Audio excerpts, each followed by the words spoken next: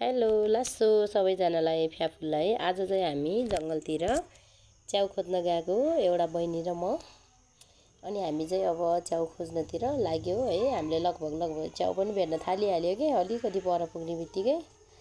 अनि हामी चाहिँ यता च्याउ देखाइँदैछौँ है तपाईँहरूलाई। अनि च्याउ पनि यस्तो के भन्छ अरे, पहिला सानो सानो हुँदाखेरि चाहिँ सेम अन्डा जस्तै हो नि, डल्लो। अनि हामी चाहिँ अन्डा जस्तै केलाएर पनि देखायौँ है तपाईँहरूलाई। अनि हामी चाहिँ जङ्गलको बिचतिर आइसक्यौँ। तर च्याउ चाहिँ पाइरहेको थियो है। अलि तल अलि माथि गरेर च्याउहरू टिप्दै बल्टुल्दै हेर्नु है। हामी त एकै ठाउँमा पाएको है यो चाहिँ। अनि च्याउ पनि टिपेर हामीले हेर्नु है, एक झोला च्याउ लिएर आएर आइसक्यौँ। अनि ल, घरमा आएपछि चाहिँ च्याउ कति भयो हेर्नु होला है। ल, अनु बहिनी र मैले चाहिँ एक नाङ्लो च्याउ ल्यायो फाइनली है। अनि यो च्याउको नाम तपाईँहरूलाई थाहा छ भने कमेन्ट गर्नु होला है।